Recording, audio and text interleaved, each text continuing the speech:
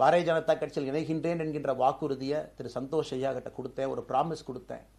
அதை பிரேக் பண்ணக்கூடாது அப்படிங்கிறதுல நான் தெளிவாக இருந்தேன். ஸோ 3 கான்ஃப்ளிக்ட் இங்கே இருக்கும் பொழுது, ஸோ ஒரு நாள் இந்த கட்சியில் இணைவதற்கு முன்பாகவே முழு கான்ஃப்ளிக்ட். அன்னைக்கே ரஜினிகாந்த் ஐயா பேசி அந்த ஃபோன் காலுக்கு முதல் முறையாக மறுத்து, ஐயா மன்னிச்சுக்கங்க என்னால் வர முடியாது என்று சொல்லி பாரதிய ஜனதா கட்சியில் அடுத்த நாள் இணைத்துக் கொண்டேன். அதன் பிறகு சூப்பர் ஸ்டார் அவங்களை பார்த்து மன்னிப்பு கேட்டேன். அவரும் பெருந்தன்மையாக அவருடைய அரசியல் பாதையை அவரும் பெருந்தன்மையாக அடுத்து தீர்மானித்தார். எதுக்கு இதை நான் சொல்கிறேன் அப்படின்னாங்க, சில யூகங்களுக்கெல்லாம் என்று முற்றுப்புள்ளி வைக்க வேண்டும் என்பதற்காக மட்டும்தான் இதை நான் சொல்கிறேங்க, வேறு எந்த காரணமும் கிடையாது. இன்றைக்கும் சூப்பர் ஸ்டார் அவர்கள் மீது பெரும் மதிப்பும் மரியாதையும் வைத்திருக்கக்கூடிய மனிதன் நான். அதே நேரத்தில் பாரதிய ஜனதா கட்சியை பொறுத்தவரை இந்த 6 ஆண்டு காலத்தில் எப்பொழுதும் ஒரு விஷயத்தை விட்டு கொடுத்தது கிடையாது. தமிழ்நாட்டினுடைய அடையாளத்தை விட்டு கொடுத்தது கிடையாது, மண்ணை விட்டு கொடுத்தது கிடையாது, கலாச்சார பாரம்பரியத்தை விட்டு கொடுத்தது கிடையாது, நம்முடைய தண்ணீர் நீரை விட்டு கொடுத்தது கிடையாது.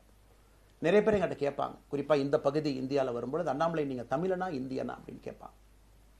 இது எனக்கு ஒரு பெரிய கான்ஃப்ளிக்டிங் கொடுக்கக்கூடிய ஒரு விஷயம். Are you a Tamilian, are you an Indian அப்படின்னு. தமிழ்நாட்டில் என்னுடைய அப்பாவோ அம்மாவோ, என்னோட அம்மா தமிழ்நாட்டை தாண்டி வெளியே வந்ததே கிடையாதுங்க. தமிழ்நாட்டில் மட்டும்தான் இருந்திருக்கிறாங்க. என்னுடைய பாரம்பரியம் எல்லாமே. அப்பா ஒரு முறை தமிழ்நாட்டுக்கு வெளியே சின்ன வயசில் வந்துட்டு போயிருக்கிறாங்க. அங்கேயே ஆண்டு காலமாக இருந்து விவசாயம் செய்யக்கூடிய குடும்பம். எனக்கு முதல் வாய்ப்பு தமிழ்நாட்டு விட்டு வெளியே வந்து லக்னோவில் படிக்கிறதுக்கு, அதன் பிறகு டெல்லியில் இருப்பதற்கு, ஹைதராபாத்தில் 2 ஆண்டு காலம் ட்ரைனிங்கில் இருப்பதற்கு, அதன் பிறகு கர்நாடகாவில் 8-9 ஆண்டு காலம் IPS அதிகாரியாக பணி செய்வதற்கு. ஸோ இந்தியா முழுவதுமே கிட்டத்தட்ட அந்த 10-15 ஆண்டுகள் சுற்றிவிட்டேன்.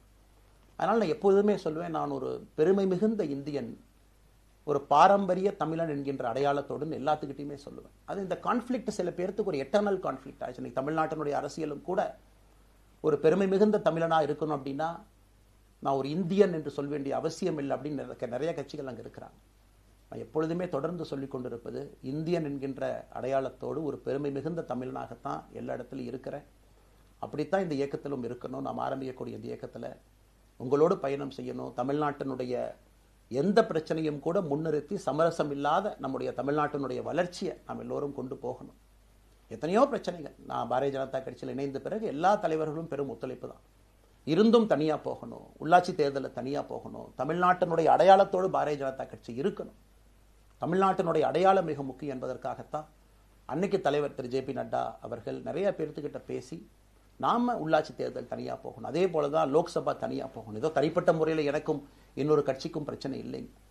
பாரதிய ஜனதா கட்சி ஒரு தமிழர் அடையாளத்தோடு களத்தில் இருந்தால் மட்டும்தான் அது தமிழர் நலத்தை முன்னிறுத்தக்கூடிய கட்சியாக இந்திய அடையாளத்தோடு இருக்க முடியும் என்கின்ற ஒற்றை நம்பிக்கை மட்டும்தான்.